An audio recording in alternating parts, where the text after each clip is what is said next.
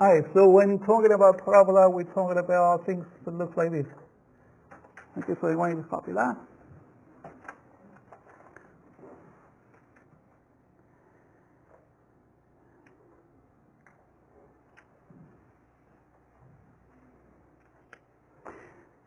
But sometimes they look like this.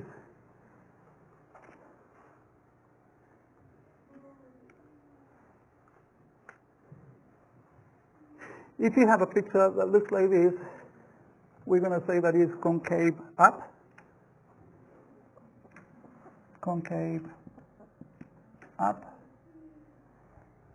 But if it looks like this, well, it's going to be concave down, right? It's going to be concave down.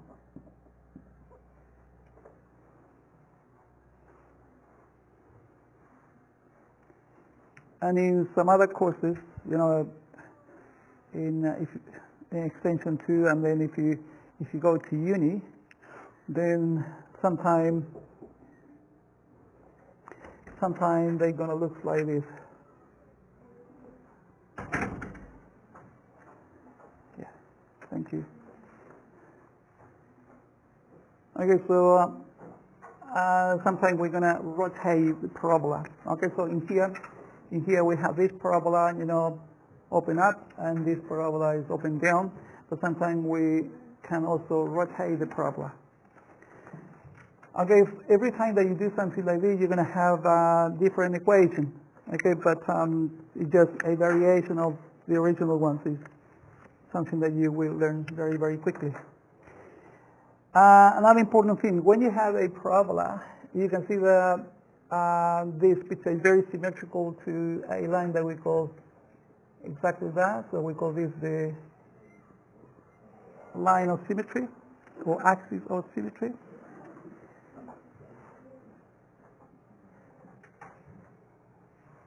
Okay, so that line that split the parabola in two equal parts is called the line of symmetry, or axis of symmetry.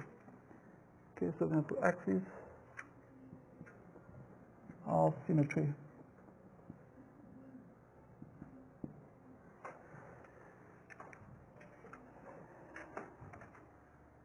And in this case, the axis of symmetry is vertical, same in this one, but sometimes it's going to be oblique. Okay, so we call this oblique. So you go like that. Another important thing that you will learn is how we're going to find this point here. Okay, and that point here is called the vertex of the parabola.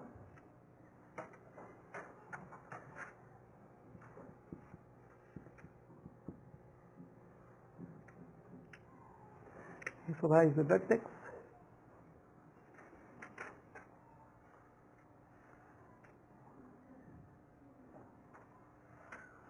Okay, but the most important thing that we're going to be doing is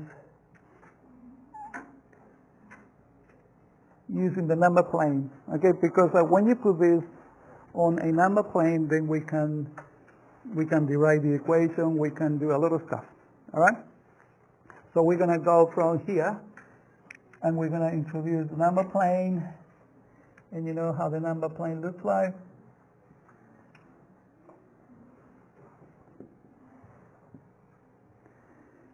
And also make sure that when you sketch parabolas, make sure that you actually make a curve. It's not a straight line. There's no way that you're going to do something like that, right? No. So it has to be curvy.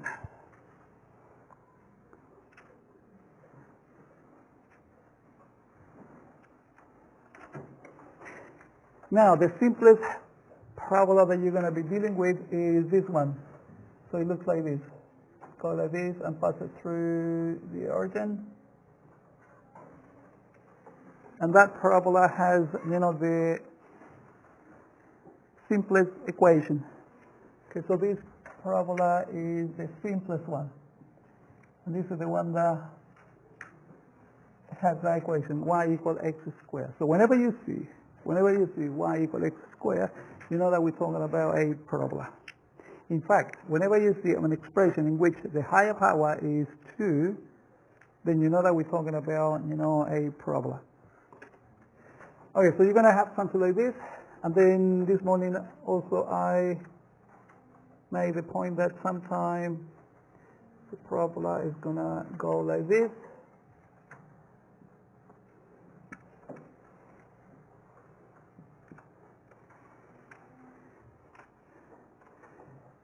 And we say that, guessing what the equation of this parabola is something natural. Okay, you should know that from the moment that you flip this like this, then the equation is going to be not x squared, but it's going to be minus x squared. In general, and I want you to pay attention to this very, very carefully. In general, whenever you see a negative number in front of the x squared, then it's going to look like this. It's going to be concave down, right?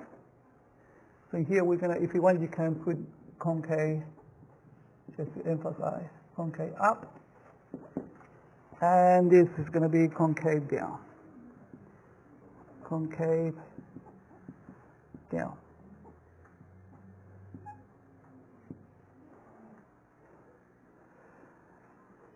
Some people call this parabola the happy one, and this is the unhappy one. Right? So this is happy, no happy. But in mathematical terms, we're going to say concave up and concave down, all right? Okay, so that is something that you need to know. Okay, and then obviously we have a lot of variation of the same parabola.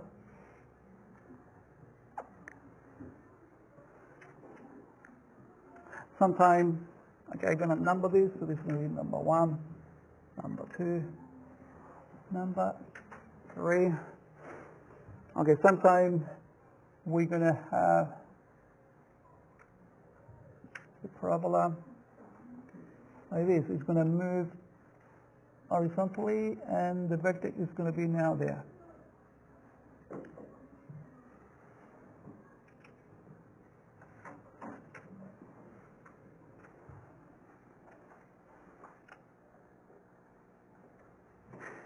And by the way, in this case, we're going to say that the axial symmetry, okay, the axial symmetry for this particular parabola is the y-axis. Can you see that?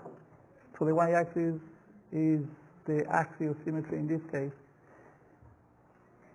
But the axial symmetry is not always the y-axis. Okay, so you can see that in here the axial symmetry moved, and now it's in here.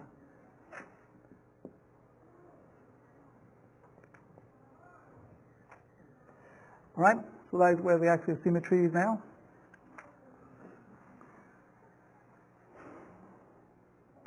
In here we say that we have moved, the parabola to the right horizontally. Okay, so we have displacement. But then sometimes we're going to have not only a vertical displacement, but sometimes the vertex will move to the right and up. So that means that the parabola is going to be somewhere here. And the vertex is going to be there, so the axial symmetry is going to be there. And you can see. So in here we have a horizontal translation, and in here we have an horizontal translation, but at the same time a vertical one. Can you see that? Right.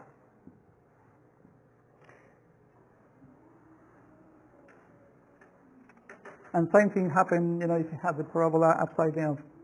Just to give you an example, you may have a situation like this.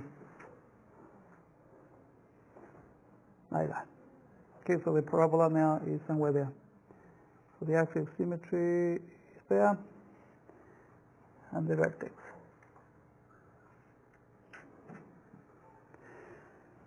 Okay, now you really need to get familiar with this picture, okay, because sometimes we have the picture and you don't remember the equation, or sometimes we give you the equation but you don't remember the picture.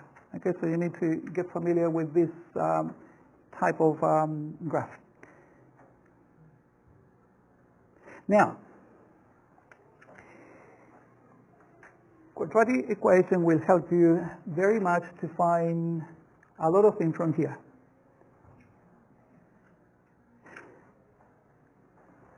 So now we're going to find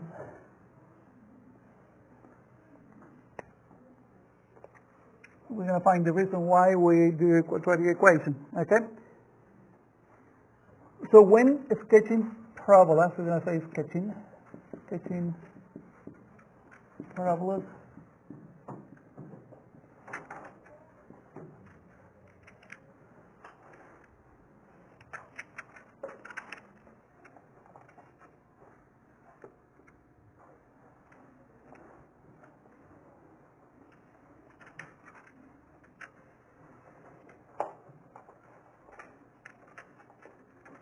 when sketching parabolas, we're going to do this in two different ways.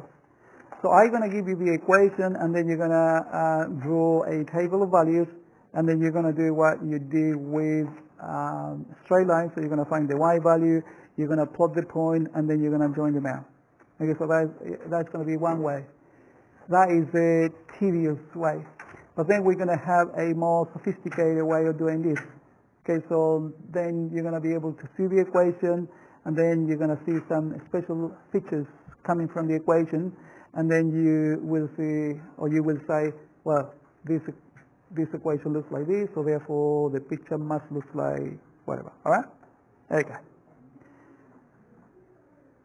Okay, but in general, when sketching parabolas, we really want you to show 5 things that are always important.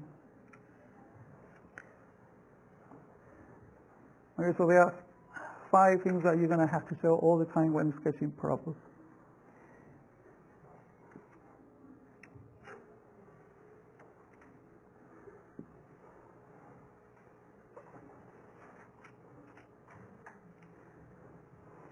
Okay, the important thing that you're going to be showing all the time when sketching parabolas, doesn't matter whether it's concave up or down, you're going to find the y-intercept. Yeah, that is something that you always can find, very, very easy. So in general, for any curve, for any equation, for anything, if you want to find where the line crosses the y-axis, it's so easy. All you have to do is just make x equals 0. And the entire expression, almost the entire expression will disappear, and whatever is left, that is where, you know, the line crosses the y-axis. All right? So you've got to remember that. To find the y-intercept, all what I have to do is make x equals 0. Okay, we're going to write that in a more formal way later. Okay, so that point is important. The other point is that one and that one. So we have the y-intercept, the x-intercept. Another important point is going to be the vertex. And finally, we are going to find the axial symmetry. Okay, so we need to find the equation of this line.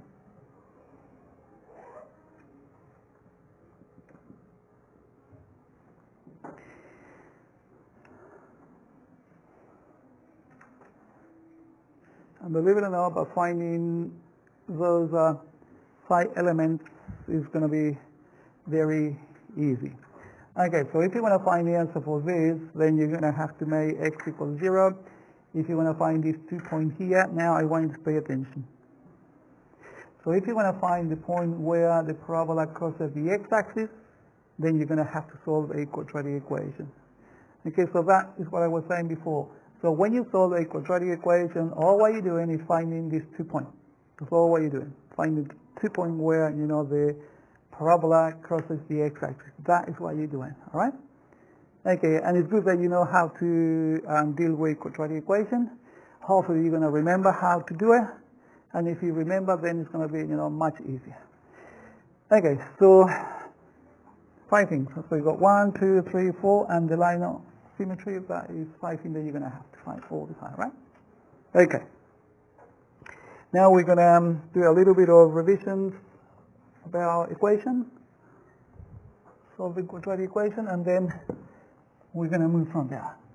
Okay, but that's what we're going to be doing. Okay, so we're going to be sketching parabolas, and the reason why, because in year 11 and 12 you're going to be doing the same thing, but you're going to do harder stuff, obviously. And you're not going to be doing only parabola, but you're going to be graphing, sketching many more curves, including circle and hyperbolas, exponentials. There are a lot of things that you're going to be doing. Okay, so if you understand the concept of sketching now, and if you understand what to do now, then it's going to be much easier for you in year 11 and 12. All right, that's why this is extremely important.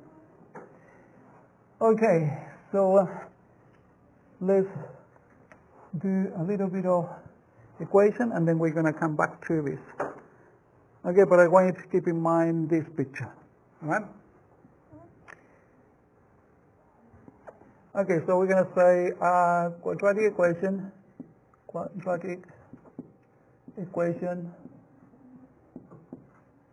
and parabolas.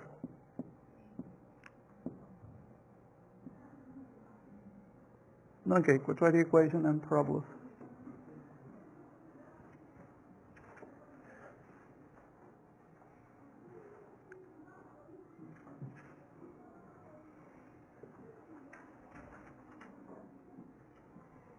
We're going to say this: to find the point where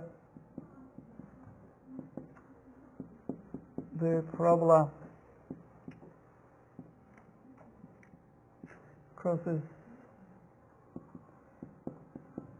the x-axis with need to solve a quadratic equation.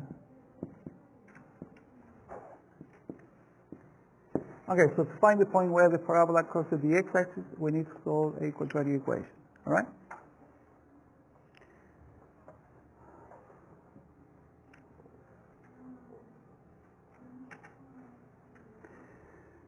Okay, so we're going to say quadratic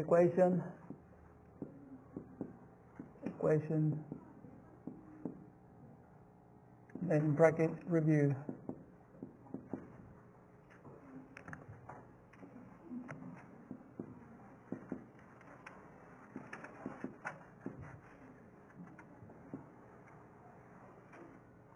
Okay, quadratic equation review. Solve the quadratic equation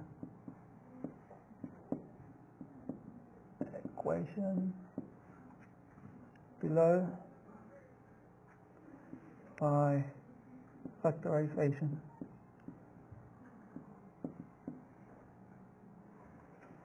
Okay, so solve the quadratic equation below by factorization.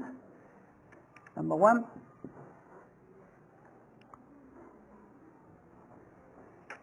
Do you still have that booklet here? The algebra booklet? Yes, that one. Thank you.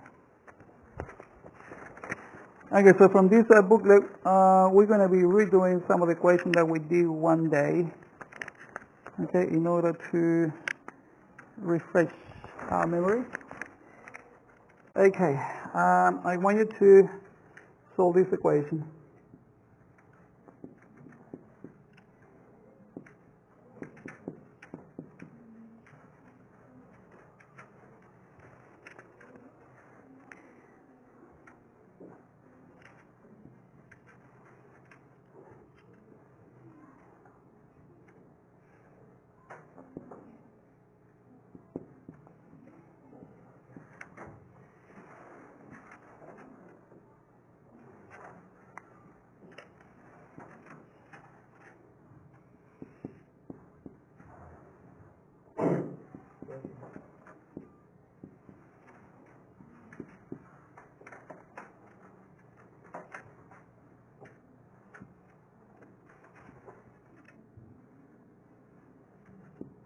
Okay, let's see how we do this question one.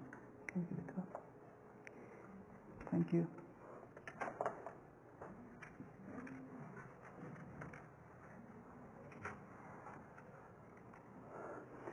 Okay, now, when solving equations from now on, I want you to keep in mind that picture, okay? So from now on, when you solve quadratic equation, you need to keep in mind that picture in there. Because what we are going to do, we are going to solve this equation, and then we're going to draw a parabola that shows, where the solutions are, right? So that's what we're going to be doing. Okay, for example, the first one. Okay, in question one we go a squared plus 5a plus 6 equals 0, right? And we're going to do this by factorization, so that means that we need to find the number that when you times them together equals 6, but when you plus them together equals 5. So 3 and 2, right? So then we're going to say this is a plus 2, a plus 3 equals 0. Okay, do you remember doing that? Yeah, okay, so we did a lot. Y in isolation. Okay, and then we're going to do a plus 2 equals 0, and then a plus 3 equals 0. Right? And then from here we're going to have a is equal to negative 2. And also we have that a is equal to negative 3. Okay, so that's what we did. And we did a lot of that. Okay, now, in here we have two solutions for this equation, but now you've got to keep in mind that these two solutions have a special meaning. Okay, it's not just, the solution of this quadratic equation. It is important because you know that these two numbers will satisfy the equation, which is good. Okay, because this equation could represent some, natural phenomenon or whatever. Okay, so it's good. But in this context, I want you to associate these two numbers to, a parabola. Okay, so you're gonna do this for all this. For all this, you're gonna find the answer, and then you're gonna draw a parabola. Okay, and then you're gonna show how it looks like.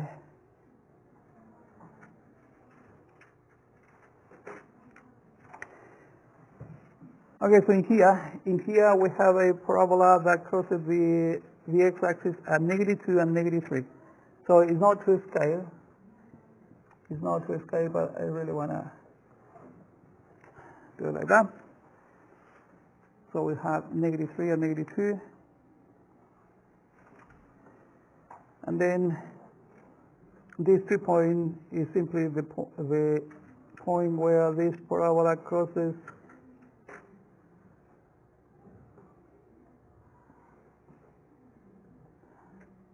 the x-axis.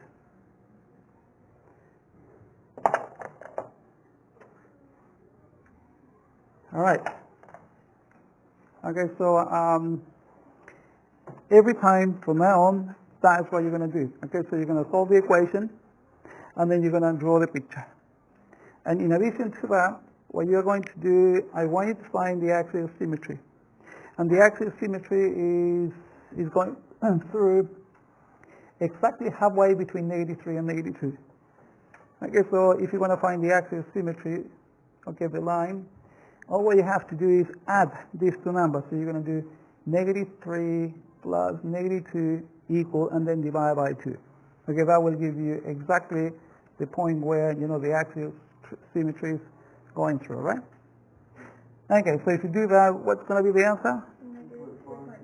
-2.5? -2.5. Okay, so you're going to draw the line. Okay, so this is the line x equals -2.5. Okay, so that is the axial symmetry. Later, we're going to have an actual equation to find the axial symmetry, because sometimes we're not going to ask you to solve the equation to do so. Okay, so you're going to find the answer straight from the equation. Okay, Yella? All right, sit up straight. Now, this point here, or to find the coordinate for that point, when you know the axial symmetry, is actually very simple. All you have to say, can you see that the x value for the vertex is given by the axial symmetry? Okay, so the x value is negative 2.5. And then to find the y value, all what you do is you substitute that number in the equation. Okay, so if you want to find the y value, you substitute negative 2.5 in here, in there, and that will tell you what the y value is. Can you please find the y value for this one? What's the y in that equation? Do you sub it into A? Yeah, you sub it into A, yeah. A, okay. Well, if you want in here, because we're talking about A, you just put A. And if you want, you put A in here for this time. But we're going to have in X and Y also. Yes?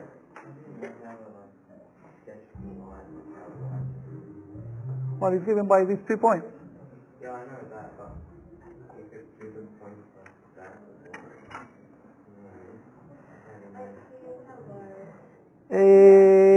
Yeah, that is a good thing. Right. To answer the question, no, that is a really good question. To answer your question, you find the vertex, and then if you have that point, and that point, that will tell you more or less how you draw the picture. Because you're right, this could be somewhere here, so it could be very, very thin like that. But if you find the vertex, then yes, that will help you. Yes. So do you just find the points first and then draw that? Yeah, you can do that.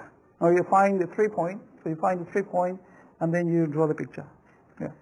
Okay, anyway, what's the answer for this? For the y value? Can you please substitute negative 2.5 in here and tell me what the answer for that is? Come on, Ella, get your calculator and substitute that in here and tell me what the answer is. God, some creatures. So it'd be negative 2.5 squared? Yeah. Okay. So you do negative 2.5 squared plus 5 times to negative 2.5 plus 6. Yeah. What do you say? 24.75. You sure? Should be negative. It's okay. Negative 0? Oh, negative 2.5. It's okay. People make mistakes. Except me. Oh, yeah. All right. Okay, so this is what you are going to do for question 2, 3, and 4. All right? So you're going to have to remember how to solve quadratic equations, okay? And then you're going to be doing exactly what we just did. Yes?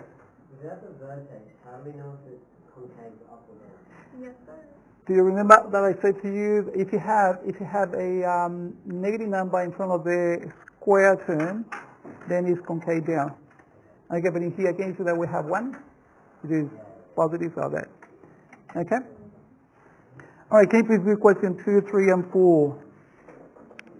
So, other videos for quadratic equations, like from quarantine on Canvas? Yeah, Okay, cool. yeah, they're all there. Great, I'll be watching them. Yeah. So that is telling me what? That's telling you that because it was quarantine, my learning abilities were not as good, and I need to rewatch to rejog my memory. All right.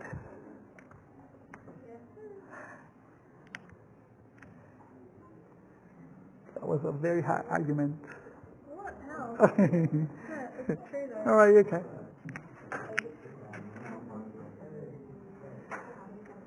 Okay, so we did this question this morning with the people that came, okay, and so I'm going to do it with you as well.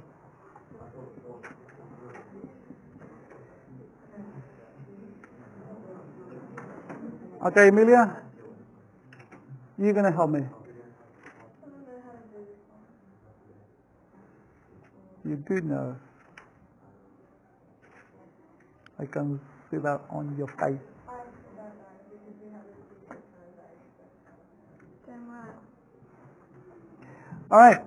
So what we're going to do, we're going to divide this by 6 just to make the equation simpler. So we're going to divide this by 6 and we're going to divide that by 6. All right. Yeah. So that will give you a squared plus 2a Oh my god. equals 0. Okay, so that's the first thing that we're going to do. And no brackets. Next, we're going to take, because we are factorizing, we're going to take the common factor. What is the common factor between these two terms?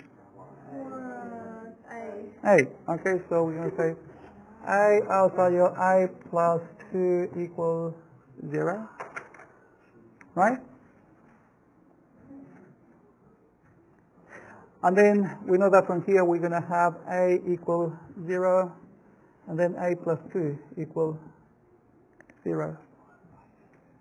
Okay, so that means that we're going to have 2 intercept with the x-axis, so we're going to have a equals 0, and a is equal to -2. All right. So that is giving you already some information about the shape of the parabola. And it's going to be another concave up because 6 is a positive number, so it's going to be concave up, right? Okay. And then we're going to do the picture. So we're going to have something. Okay, so this is 0, and this is, let's say, -2 somewhere there. Okay, and what we are going to do before we draw the parabola, we're going to find the axial symmetry. Okay, so it's going to be exactly at -1. Can you see that? Yeah. So the axial symmetry is going to go through -1. And we know that the vertex is somewhere along this line. Okay, the vertex is running somewhere along this line. How are we going to find that? Do you remember? Yeah. Okay. So we're going to substitute. So we're going to say, Write that on the line though, shouldn't we? yeah, so this is x equals -1. But then I really want to find, where the vertex is actually is. So you're going to substitute -1 in here. I'm using x because I'm always use x, but to be consistent, I'm going to change this again to. So it's -6? Yeah. I think so. I don't know. Someone please check. Yeah? Yeah. Okay. And then obviously this is not to escape because -6 should be somewhere here. All right. But I'm just going to do it in here. So this is going to be -1 and -6. So we have the 3 points. Yeah. Is the A meant to be an X or does that just change with each section? No, I put A because we're using A. So you're going to start writing X from now on, right? Otherwise it's going to be confusing. Okay, yeah. Okay. And then I'm going to draw the parabola through, those points.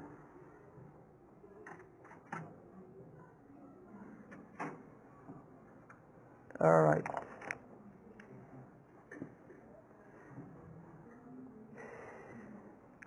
Okay. In the same way, you can do question 3 and question 4. Question 3, you got to remember how you factorize a non-monic. Okay, so you need to find 2 numbers. Kaden, put that away, please. Okay, so you need to remember how to do this. Okay, so we need to find 2 numbers that when you times them together is equal to 3 times 15, which is 45. But when you add them together, it's equal to 14. And then you need to do the grouping thing. Okay, Anna, you don't remember? I wait up. Can I wrap this up? Yeah. Yeah? Yeah.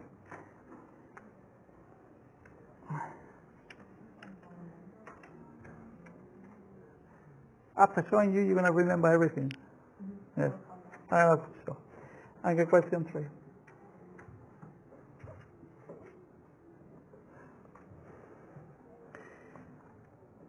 Is that okay if I put x in here and x in here? All right? Yeah, I'm getting annoying with the a. I'm going to change this to x. X, x, and x. All right, so then we're going to use x from now. All right, so here we go. So we got 3x squared plus 14x plus 15 equals 0. All right? And then what we say, we're looking for two numbers that when you times them together is equal to 45. 45, but when you add them together, must be 14. What do you say? 5 and 9. Okay, so we go 5, 9, 5, and 9. Okay, and then do you remember that after this, we break up this middle term into these two, and we write the equation again? So we're going to do 3x squared plus 5x plus 9x plus 15 equals 0. Okay, so you can see that these two equations are equivalent, except that we split the middle bit into those two numbers, right? Okay, and then remember that we used to group them, so we group this, and then we group that one. So what is the common factor between these two? Common factor between these two? It's just x, okay? So x, and then we're going to have 3x plus 5. And from here, what is the common factor?